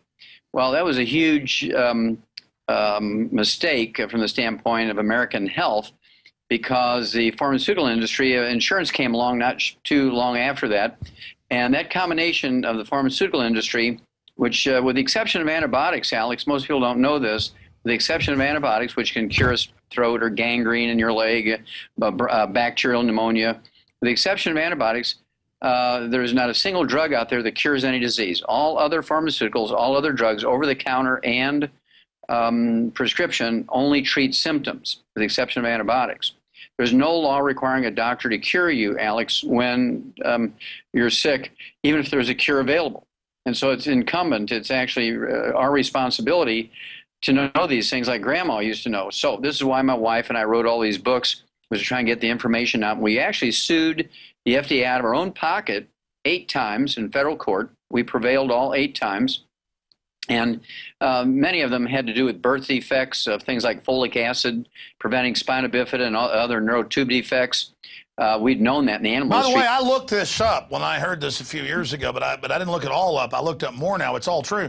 You're one of the only people to ever beat them, and you beat them over and over again. So much of the health freedom we have today is because you took action. Well, it's true, and I thank you for bringing that up. Again, I appreciate your support on that. We never ask anybody for any money, but it was just kind of the right thing to do. And we knew we could prevail in federal court. Most other people were afraid of repercussions. Say, well, the government's going to go after you if you do that. And I said, well, let them come. What are they going to do, put me in jail? I mean, what else can they do? And so I guess they could take shots at me. But this was so terrible that all these kids were being born with these birth defects like spina bifida, Down syndrome, cerebral palsy, heart defects, missing limbs, hernias, every kind of facial thing you can think of, cleft palate, cleft lip. These are totally preventable. Cystic fibrosis, muscular dystrophy, both of those are not only preventable, Alex, they're even fixable after the baby's born. In fact, I received an award last year in 2011, an international award for discovering the cause, prevention, and cure of cystic fibrosis, actually discovered it 35 years ago. It's actually a little belated reward, if you would, recognition, but I finally got it out there, and we're going to have a lot more coming up here, so the general public will realize we can actually prevent and reverse cystic fibrosis. We're actually able to reverse the genetic markers, so we know it's not a genetic disease. By the way, I want to just interrupt. I said I wasn't, because I was saying Paraguay, Uruguay. I always get them confused. It was Paraguay. My dad goes down to Belize. He goes down to Central South America once a year as part of a group he's with to give free health care. Because that's what doctors, as you know, that's not something special nowadays, even though people don't do it. That you were taught in medicine to do it. My dad's a dentist and oral surgeon. And when he was down for the first time ever in what they call the Green Hell, Paraguay, he was down there in the landlocked country, and the Amish are the only ones that built the country up in the north. They turned the desert green. But they have found and discovered, and like one of the main leaders of the country, who's Amish, has discovered that the children were being born mentally retarded or being born with deformities because they didn't have minerals. And they've got these little clinics where they just give them mineral packs, and suddenly it's reversing that. So sure, you've helped discover this, foster so much of it, but it turns out all over the world this is a revolution where people are discovering that, well, it's like China. Finding out they're peasants, so many of them were having deformities or birth defects because they weren't getting minerals. I mean, this is hiding in plain view, is my point. Because my dad, about a year and a half ago, he's like, minerals, I get the minerals I need. Yeah, I know there's some deficiencies, but I grow stuff in the garden. Now, I don't need that longevity stuff. My mom started taking it and had big results. But then he went down to Paraguay. Or Uruguay. What's the landlocked one? It was Paraguay. He was there when the guy threw the hand grenade in at the soccer game and blew people up. My dad actually saw that. It was in the BBC. He told me about it when he got back. I went and looked it up, and there it was. But the point is, he was down there and witnessed this for himself. And they found out, they said, oh, all these street children, they're mentally retarded because they've been sniffing glue. Turned out that wasn't what it was. They weren't getting minerals. That's exactly right, Alex. Your dad's a very shrewd observer, and I'm sure that was genetically passed on to you. And of course, muscular dystrophy is another one. And here's a case, and I actually had this confirmed 2 days ago. My theory was that we've been sending Jerry Lewis for 2 years emails and hard copy of the kids we're curing of muscular dystrophy. And last year, Jerry Lewis was not the host on the telethon for the first time in 22 years. Nobody said anything. It's just, Jerry's not here, that's it. He was literally sent on a cruise so nobody could ask him anything. And they said, oh, he's sick. Well, no, even on a deathbed, he'd be saying, take care of Jerry's kids, right?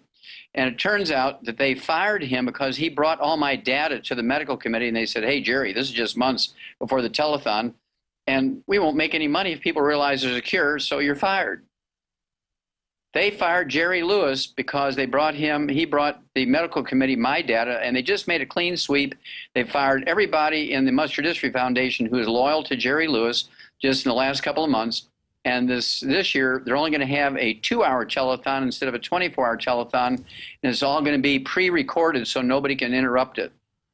By the way, this is a big news story, and I have no doubt it's true. But I mean, how did you learn about this? Because we need to get a story out on this. Okay. Well, I actually theorized that because we had been sending him all this data, and his personal assistant said how wonderful this was, and Jerry was excited. And I said, look, we're not looking for any money from the Muscular Dystrophy Foundation. We were looking for just Jerry, give him the opportunity to make the announcement. After all, everybody in their own mind knows that muscular dystrophy kids are Jerry's kids. And I thought it was only fair, even though we had made the discovery, we thought it was only fair with all the efforts he'd put forth for 22 years. It was only fair that he was given the opportunity to make the announcement that the cure had been found. And so we'd been sending him all this data, and then suddenly he's fired. And so it had to have, so I guessed it. Well, just a couple of days ago, I called his personal assistant and asked, I said, okay, I'm theorizing this. I've been saying this. This is my belief over the years. And she said, yes, you're quite correct. And she was the one who volunteered that the Muscular Dystrophy Foundation had fired all of his supporters of the Muscular Dystrophy Foundation. If they even look like they like Jerry Lewis, they fired them all. And the telethons. Wow, so wait a minute. You noticed that you were in contact giving him info. He was suddenly gone. Yeah. You called her back, and she confirmed that. That's correct. Good Lord. Yeah, so I've talked to her many times. I've probably talked to her a dozen times over the last year, again saying, look, we're not looking for any money from the Muscular Dystrophy Foundation. We just wanted to give Jerry the opportunity because we're going to have a huge announcement coming out here in a couple of months. Cystic fibrosis announcements are coming out as we speak very quickly in the next couple of days. We know the cause prevention cure. We've actually known it for 35 years, but I'm starting to get the reversal of the genetic markers. So there's no doubt about it. And these are independent hospitals on hospital letterhead. They're freaking out because they couldn't believe it was possible, and they retested it, and the retests were better than the original test. And so they're very excited about this. That's for cystic fibrosis. Now, muscular dystrophy is the same thing. And even kids who've been in wheelchairs for 20 years, they get up and walk. Kids who have had it for 2 or 3 or 4 years who can't stand up longer than a minute or two, they fall down, are now playing basketball, and they'll knock you down to make a point. But that's just like scurvy. I was even reading in mainland literature that a lot of times the hospitals won't test for nutritional deficiencies. Your teeth are falling out, your skin's falling apart.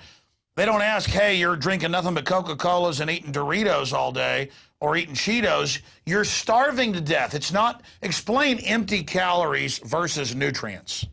Well, empty calories, as you point out, Alex, are like bread and grain that's actually grown in soil that only has 3 minerals. And as you pointed out earlier, plants only need 3 minerals: magnesium, phosphorus, and potassium. Everything else the plant needs, they get from the air and they get from the sun's energy.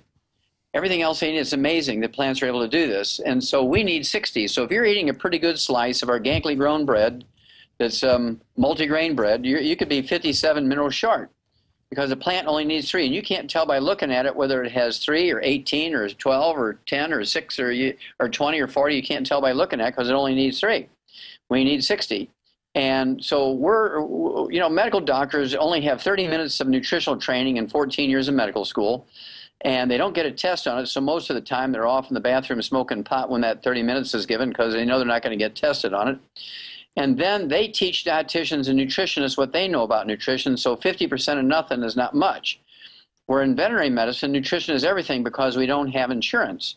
And that's the reason why we've cured 900 different diseases in animals. Think about it, Alex. 60 years ago, an old dog was 8 years old. Today, an old dog is 25. We've eliminated 900 different diseases in dogs that still plague humans. We've eliminated every birth defect you can name by putting all these vitamins and minerals in the dog. Let me stop you. I bought, because I saw that we had this, so we went to the vet the next time, one time to the vet, the other time to the Pet Smart place.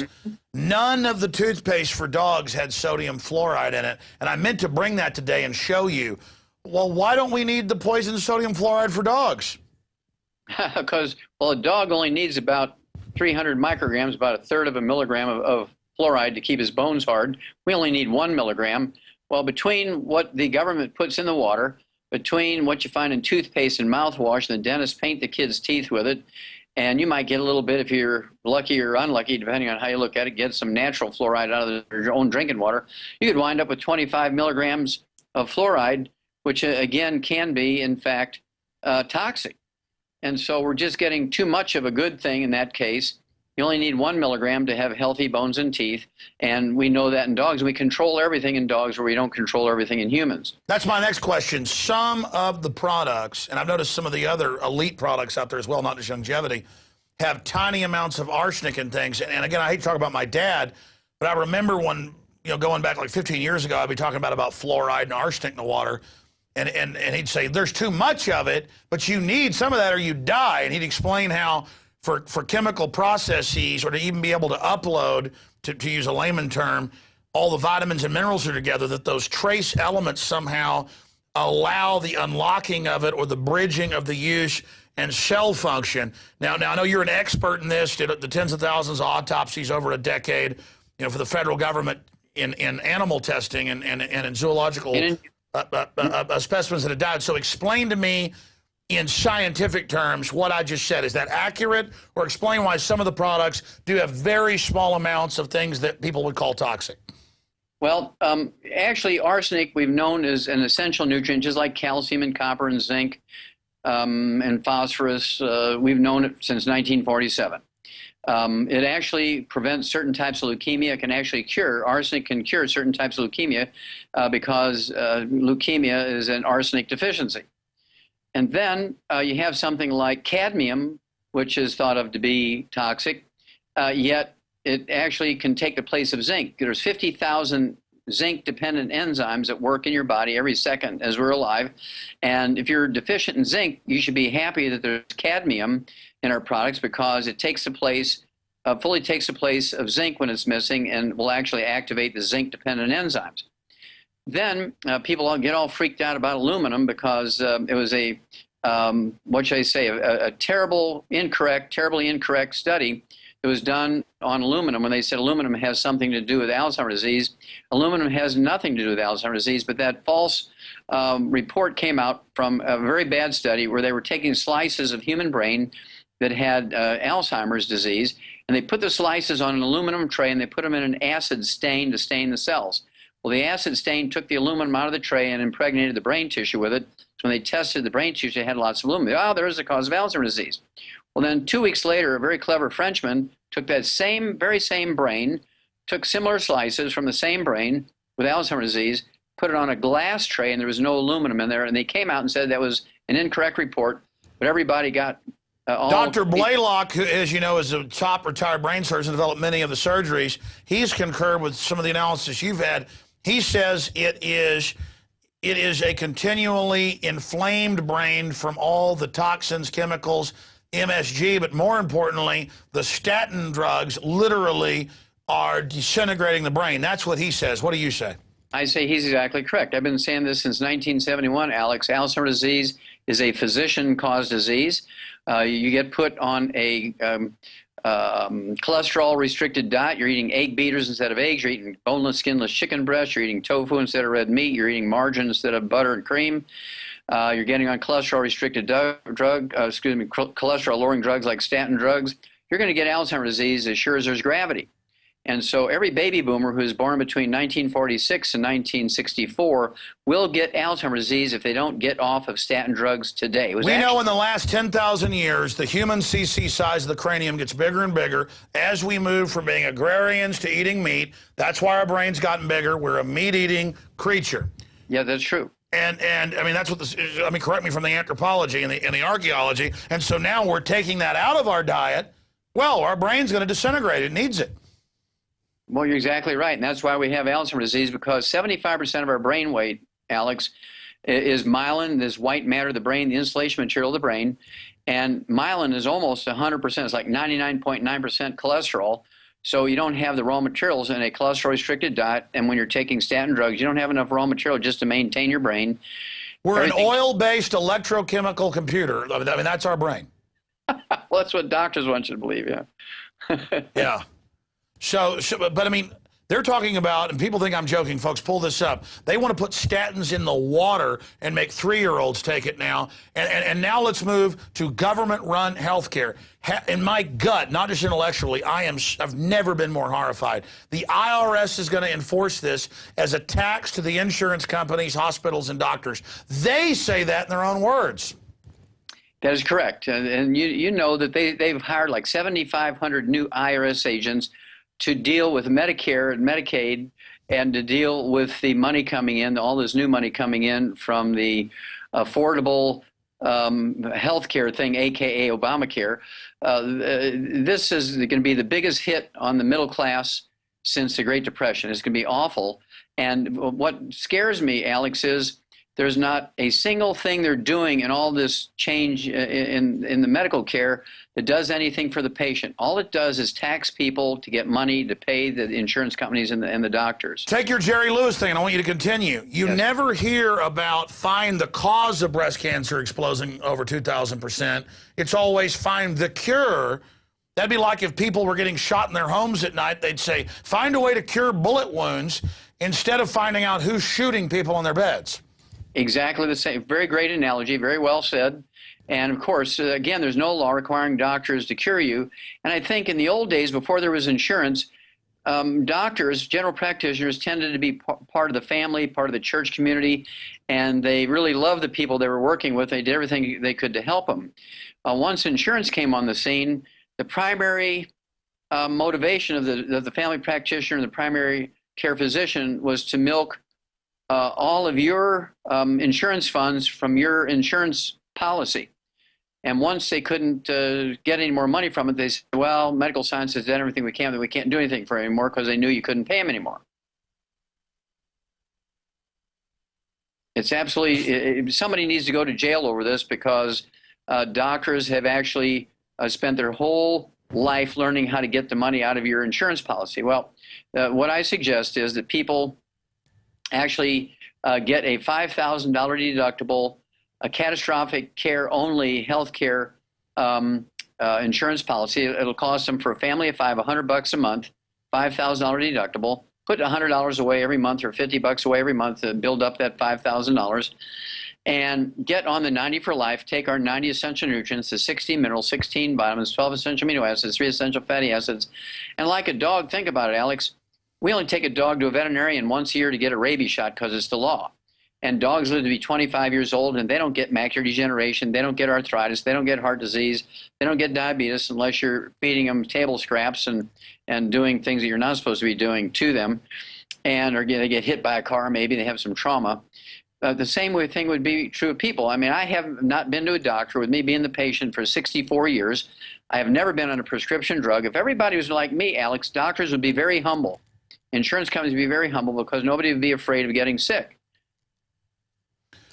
Well, all I know is the statistics. I mean, we lead the world wherever there's this new Western MD Rockefeller medicine in cancer, neurological disorders, degeneration of the bones, the list goes on and on, heart problems. I mean, the more health care we get, the more unhealthy we get. And I see the studies about how they have the worst food in a hospital. It's worse than McDonald's. I mean, I knew decades ago the Rockefellers, on record, took over these hospitals, made them tax-free, but to really profit. They don't teach doctors anymore. They're supposed to do a third of their care for free. They don't talk about charity care, so they want this government care. I mean, really, this is a medical tyranny, and it's the enemy. I mean, you can't get me near a hospital. Every week or so, someone I know or someone's wife or husband or one of the friends of my 7-year-old daughter who we'd been out with and been to sporting events with that our children were in, healthy guy, had a little bit of a back problem, went in to have a surgery, the MD told him, died of an infection. I mean, I was drinking coffee with this guy 3 weeks ago. They said, oh, have a surgery. Dead. I mean, it's incredible. It's just, well, there's one thing I'm scared of, that's a hospital. Well, that was a cover article on this, let's see, the May issue of ARP Bulletin. They said the most dangerous place to be in America is in a hospital. And the CDC, the Center for Disease Control, came out in 1998, Alex, and said, and that's the federal agency that tracks these things, and they said that medical doctors infect 2 million patients each year in hospitals, of which 90,000 die. And that's because they wear the same white coat, they never wash their hands, they never wash their butts, probably, pardon me. They wear the same shoes, the same trousers, the same pantyhose from room to room to room without cleaning up. They drag pee and poop and pus and blood from room to room with all the viruses and bacteria. They transmit these 2 million infections, 90,000 deaths, and nobody goes to jail. They all get a walk. We treat pigs better in a barn because it's a federal requirement that you disinfect your boots before you go into the next pig pen. Unbelievable. Yeah, I mean, that's how it is. I mean, you put on new booties, because I've been in there, and you spray chemicals on your feet before you go to each. But oh, you don't do this at a hospital, though. These are death pits. You know, my dad, whenever I broke my leg really bad and had to have surgery, he was so concerned and found the best hospital and was all concerned about stuff, and they still almost killed me. And I mean, it's just these hospitals are nightmare facilities. And I read a lot that cancer, I know, is triggered by mineral deficiencies, but also viral. I mean, the viruses that hit you if you've got the mineral deficiency, that's also, I know, associated with hormonal tissues. But what's going on with all the vaccines as well assaulting us? Well, the vaccines have a place when there's raging epidemics and 10,000 people are dying a day. It's worth the risk at that point to get a vaccination. Nobody should be getting flu vaccinations or childhood vaccinations today in industrialized nations like the United States. If they're fed well, they're getting their 90 essential nutrients. It supports their immune system. They practice good hygiene, wash their hands before they eat, wash themselves every day, keep their body count down of bugs. There's no need for vaccinations now. That was something that went along back 150, 200, 300 years ago, 500 years ago, 1,000 years ago, when vaccinations were actually first created. for smallpox, is where the vaccinations were first created back in the African tribes thousands of years ago. And that was useful because their hygiene was terrible, their water was unclean. But because we have, from the standpoint of infectious organisms, our water is very good. Other problems, but from the standpoint of infectious organisms, it's germ-free. And so these epidemics are water transmitted and food transmitted epidemics. So if everything's clean, we don't need to have vaccinations. That's right. As usual, you're dead on target from my own research, from all the mainline scientists I've had on. If you look at the Western world, by the 20s and 30s, we've pulled these graphs up before, when they start getting indoor plumbing, when you're not throwing your crap out in the backyard, excuse my language, when all this is happening, you see all these infectious diseases go way down. Then the 40s come and 50s and vaccines, and infectious diseases actually go back up. Not like they were, but they go back up. And then I saw in California, they're like, we've got to force whooping cough shots. We had hundreds of cases. And then you go learn the statistics. 60+% of the cases were people who were vaccinated, and the other cases were vectored by the vaccine.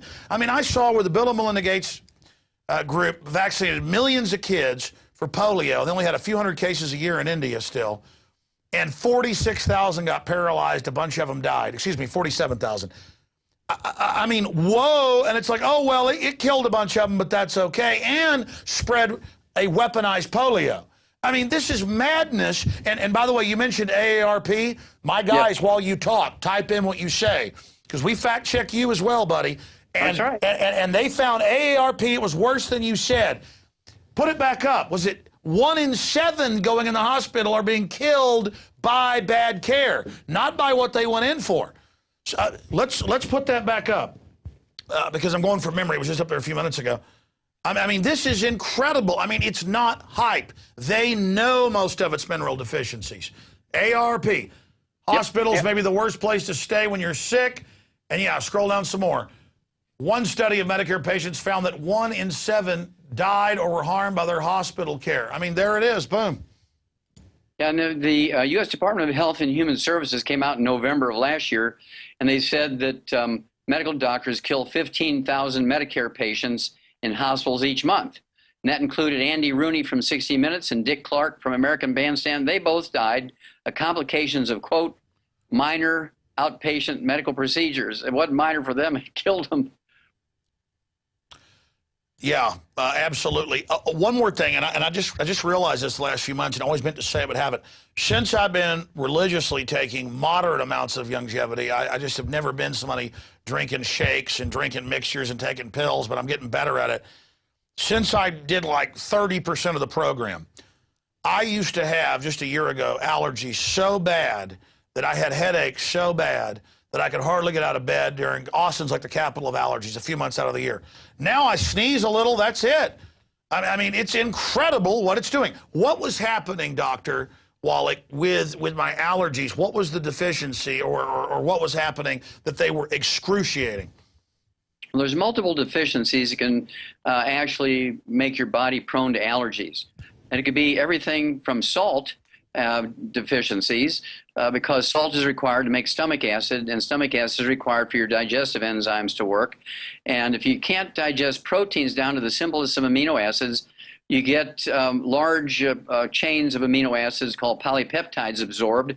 You get allergies to them. And when you start taking all these nutrients again, including sodium and chloride, it actually makes your digestion work better. You break these proteins down to the simplest of amino acids, and food allergies go away. And it can happen in weeks or months. It's just awesome what your body can do when you give it the raw materials, including sodium and chloride, 2 elements that are necessary for proper digestion and nerve transmission. And then you have deficiencies of things like selenium, heart attacks, of course, and your defenses against all kinds of pollens, viruses, bacteria require selenium. Well, selenium is a wonderful thing that actually helps recycle glutathione, the most potent antioxidant your body makes your liver work better, your immune system, your spleen, all your lymph nodes work better. And you get a wonderful amount of selenium that's called selenomethionine, which is the perfect way to get selenium. Actually, the guy, Dr. Gerhard Schrauser, the guy who discovered in 1957 that selenium is an essential nutrient, actually helped us formulate this, so we got the selenium perfect. And we're just so very excited about that being in there. And by getting all these things, there's actually 115 super juices in the Beyond Tangerine, Alex. 115 super juices, which give you the antioxidants, again, to support your immune system to fend off these allergens that you get from the air, from the dust, from water, from your food.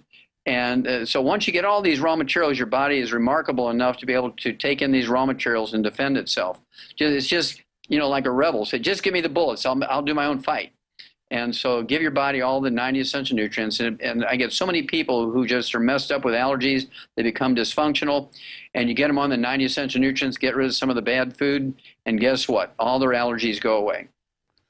It's really amazing. And then from the food allergy in your stomach, it then triggers other allergies in the environment.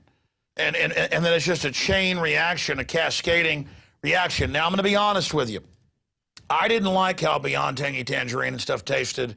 I always like the pollen burst when I first started using it. And then I developed, it was strange, in just a month, a taste for it. I have trouble. One daughter likes it. My son will drink it. The 4-year-old hates it. How do I get the 4-year-old to take the products? Okay, very easy. What you do is you get a bottle of Cherry Mints, and it tastes like, as the name implies, cherry juice. And you put the Cherry Mints, which are the 77 certified organic plant minerals, with black cherry extract in it and 8 drops of apple juice per ounce. And you give them a teaspoon for 20 pounds of body weight twice a day. And you add that to their OsteoX Plus. It tastes like kind of a cherry's jubilee. Exactly. So I give them Cherry Mints mixed with the OsteoFX. That's the answer. Oh, yes, sir. That's the answer. Could I mix it into their yogurt? Yeah. Oh, absolutely. You mix it in with anything. It works well with just about anything. And a lot of people will add it to just their drinking water. I've had people add it to milk or other juices or anything. Or you can actually add the Cocoa Givity, which is a liquid chocolate. You can add that to the OsteoFX Plus and actually get a coconut chocolate drink. People like chocolate. You can make it as chocolate as you want by adding more of the liquid chocolate called Cocoa. And all that is at InfoWarsTeam.com. In fact, for people out there that don't want to do it on the line, they can call and do it, and you can actually become, if you want, an InfoWars team member who actually answers the phones if you go through the process with us and, you know, get vetted and picked, because we have a great team at InfoWarsTeam.com. If you guys put the screen up there, it's 877-551-1301, 877-551-1301. I only promote what I believe in. And, again, and now almost 2 years ago, time flies, Ted Anderson is like, hey, you ought to check this out. You know, my knee, I was going to have surgery. I went on the OsteoFX and other stuff. I'm better. And then it was, oh, yeah, my dad had Alzheimer's, and then he came back in 6 months on this, but the doctor said no, so we went off of it now, didn't know who he is. Okay, MD's God. And Ted allows me to tell that story so we can save others, but that's, you know, Ted's mom believes that, you know, the guy, and I shouldn't even get into it. He said I could, but it just feels weird even talking about it. But then Aaron Dykes lost 92 pounds. It's not even advertised as weight loss. Then I lost 40-plus pounds. And I was getting obese. And my mother was like, okay, I'll try it. She's done vitamins and stuff. She said, this is incredible. She's a triathlete. Swim further, run faster, bike faster. She said, she lost like 35 pounds. And I remember why I was even getting off into this. The point is, I promote what I believe in. But it's just amazing that the system obviously knows this but wants to keep it from people just so they can have us debilitated. Well, yeah, they make their living, Alex, by having you sick. That's when I ask my audiences, and I give my 300 free lectures a year, when do doctors make the most money, when you're well or when you're sick? They make money when you're sick, and there's no law requiring them to cure you when you're sick. Okay, and there's no law requiring them to teach you how to prevent diseases when there are preventions available. And so this is where, for our own protection, we need to know certain things. It's almost biblical. You know, my people are destroyed for lack of knowledge, right? And so it's one of those things where just by a little bit of knowledge, be prepared. Again, if everybody were like yourself and me, taking these things, I haven't been sick in 64 years. I have not been sick, Alec, in 64 years. And the only time I visited doctors is usually to their funerals. My wife saves me the obituaries when I come home if it's timely, I visit their funerals and find out, they're 36 years old. Briefly explain that. Why do you call your syndicated radio show Dead Doctors Don't Lie? Well, Alex, because the average lifespan of medical doctors, according to their own survey, which came out in every medical journal in America, 1999, is 56. And why would you go to a group of people whose average lifespan is 56 to learn how to live to be 120 in a healthful way? And they're actually not. By the way, the doctor that fixed my leg never got the pin out because he was 54 years old, looked completely healthy, did my surgery, 2 weeks later had a heart attack. They said, well, he's gone down at the coast trying to get better. And I called back to take the pin out. Oh, he's dead. And I've seen that. Dentists, my dad knows, all are constantly dying.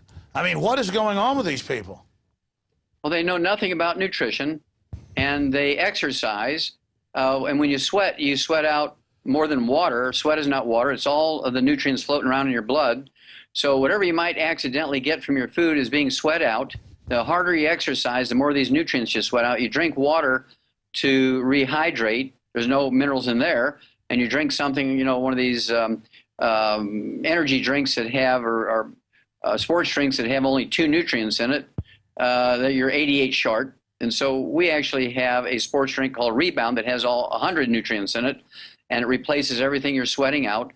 And I actually did 1,200 autopsies on kids under the age of 10 who died of cardiomyopathy heart disease, which is the sudden death that these athletes mostly die from. Some die from ruptured aneurysms, which is a copper deficiency. But most of them die suddenly from a cardiomyopathy heart attack, which is a selenium deficiency. And I'm the only guy who's ever done 1,200 autopsies on kids under the age of 10, published in international journals in both English and Chinese. So nobody can doubt it because, they had referees that checked everything out. And these are the sort of things that we can prevent in kids by simply supplementing them with these nutrients. And this is from doing things that are healthy. Doctors play tennis, they play golf, they go to the gym, and they exercise, and they kill themselves by sweating out these nutrients, drinking water, and not supplementing, and so they die at 56. Unbelievable. Yeah, I always see these guys that run marathons and stuff, and they die. And I've even seen a few articles. They think it was what's the stuff that's in bananas? Oh, potassium deficiency? Yeah, potassium. Yeah. Well, actually, it could be water intoxication in that case. A lot of, I think we lose about 1,000 young athletes a year in the United States alone from water intoxication. They drink too much water in a short period of time, like they'll drink a gallon of water in 10, 15 seconds, and it dilutes out their blood potassium levels, and their heart will stop. When your potassium levels get too low, your heart will just stop. And if it doesn't get started again in 3 or 4 minutes, you're dead. Well, most of these things, because doctors are ignorant and they don't know about the selenium deficiency causing heart attacks, they make up things. And so as they ponder around, and they say, well, we know that 1,000 people a year die from potassium deficiency because of this water intoxication. So maybe that's it. And most of the cases where they really don't know is from a selenium deficiency. And I get people off the heart transplant list. Now, this is a hard one to believe, but I actually get people who are on 27 prescription drugs, Alex, have been on the heart transplant list for 3 to 5 years. They have congestive heart failure, the #1 cause of heart death in America, which is caused by deficiency of a single vitamin, hypertrophic cardiomyopathy heart disease, all in the same patient, which is a selenium deficiency. They have coronary artery disease, which is caused by eating too many free radicals. Well, here's an example. I swam almost 2 miles this morning. And on the way back, I went out to the lake. My calf locked up, got a Charlie horse in it. Think of the heart. It's beating your entire life. I mean, obviously, it runs out of the stuff it needs. You don't get a Charlie horse, you get a heart attack. What an incredible piece of equipment we've got that my calves get Charlie horses, my heart never has. Well, you're lucky. That calf getting a heart attack is a kind of a red warning light, which may mean that you need more calcium. So a guy your size, you'll want to be taking in at least, especially if you're running or swimming a lot, you need to take in 3 ounces of that Osteo FX Plus a day. I weigh 162, and I take in 2 ounces a day, 1 at breakfast, 1 at dinner, of the Osteo FX Plus, along with everything else. And so you'll need to, so that'll stop those calf cramps. Yeah, I got to be honest. All I'm doing is Beyond Tangy Tangerine, the essential fatty acids with your little picture on it. and some rebound sometimes when I work out, but pollen burst every day instead of coffee. And I need to make myself, but I don't, some days I forget. I almost do it all the time now. I've just never been into it. So it's really a chore to make yourself get used to that. You know, because I'll feel like, oh, I'm going to eat a big dinner and pig out. As long as I do some Tangy Tangerine right now, we're done with this interview, I won't even need dinner. Yeah, what I do is I prepare everything the night before and have it set out for myself so it's ready in the morning. And that's been a ritual with me for 64 years. I prepare everything the night before. And if you add 1 ounce of the Osteo FX Plus at breakfast and 1 ounce of the Osteo FX Plus at dinner time, you'll never have another Charlie horse toe, foot, leg cramp. Well, I was swimming pretty hard, too, because I just enjoy it. I'm not even an exercise nut, but I can't believe how much I do work out, and I don't look like Bruce Lee. I used to, though. I did about 10 years of not working out and got in the shape I'm in now, but we're back on that road. Well, listen, Dr. Wallach, thank you so much for all the time today, and I really appreciate you spending so much time. I know you've got to go. You've got to go give a speech here in just about 20 minutes or so. I know how many speeches a year do you give? Up until last year, I was giving 300 free lectures a year, but it's going to be closer to 400 this year because several days a week now I'm doing 3 lectures a day. That does not count the radio interviews. No, you're a workhorse. You travel all over the world. Well, the war is on, and if we're going to save America, we need more people like Alex Jones. And so I'm just so happy to be associated with you, and I'll support you in every way I can because InfowarsTeam.com. With the information you're putting out, we will be able to save America. And I just can't thank you enough for all you do. Well, we're going to post this video and all your other interviews and material and your books, everything, are at InfowarsTeam.com. Thank you, Dr. Wallach. Thank you, Alex. God bless you, sir. All right, God bless you. Wow, that is a big show today. The globalist takeover of healthcare, all the other news. And then we had the filmmaker on about the communist real father of Obama, and now this information. This is real. This is important. And if you are not a member of InfowarsTeam.com, it's called that for a reason. We sell, the vitamins, the minerals, all of it discounted right there on the site.